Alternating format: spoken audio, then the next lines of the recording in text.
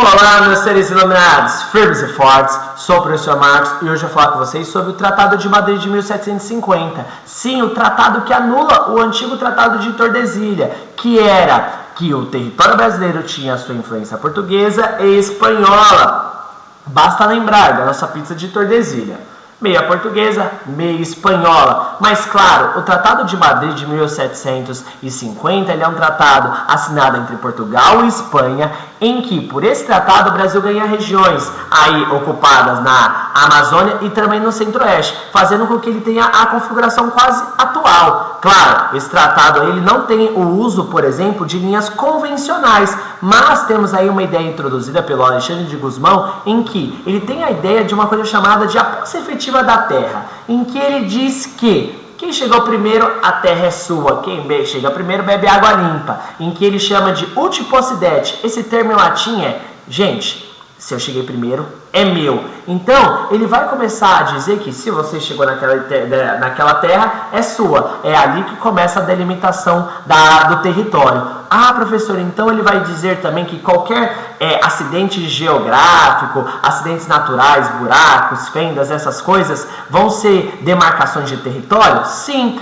A gente vai observar então que é assim que por meio dessa ideia que a gente vai ter ali que o Portugal vai conseguir pegar meio continente para si, através dessa atividade idealizada pelo Alexandre de Gusmão. Para as regiões aí que a gente vai ter mais ao sul, ele vai enviar, por exemplo, casais. Casais o quê? Para poder colonizar. Para as regiões mais disputadas ao sul, já enviaram aí em 1746 casais açorianos para garantir o quê? A posse do terreno. Lembra-se, o uti possidere.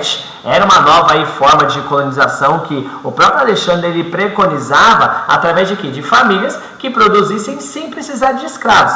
Assim, não 100%, claro que poderia ter um ou outro escravo, mas de menor custo. Claro, os primeiros aí 60 casais aí fundaram o Portos do Casacos, que depois derivou mais tarde, por exemplo, atualmente, literalmente Porto Alegre. Já quando a gente fala desse tratado entre Portugal e Espanha, vamos ver que essa relação ao sul houve uma troca. A gente vai ver a colônia de Sacramento, ela vai passar para a Espanha, ela era de domínio português, e a colônia de Sete Povos ela passa para Portugal. Então houve uma troca de territórios. Mas a gente vai ver que isso não vai dar certo. Por quê? Os Sete Povos das Missões eram um aldeamento. Era como se fosse um pequeno povoado ali, organizado por jesuítas espanhóis. Então você já começa a ver aí a confusão. Mano, como jesuítas espanhóis vão ser dominados pelos portugueses? Eles já não iam obedecer. E lá viviam praticamente 30 mil indígenas que estavam sendo educados por esses jesuítas. Os jesuítas não aceitaram essa dominação aí de Portugal.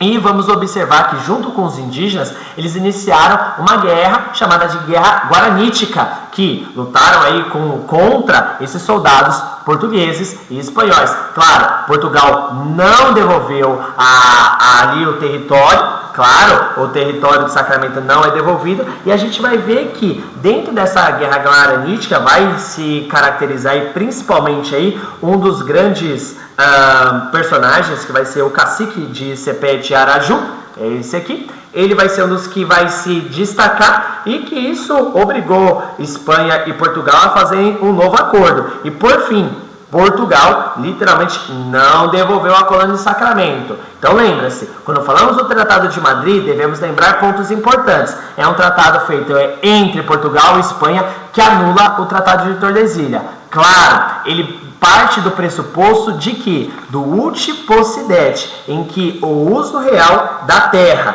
Lembrar que todos esses territórios eles partiram de uma ideia de expansão. É para expandir e aumentar o seu território. Meu povo, agradeço. Beijo, me liga, meu povo. Abraço.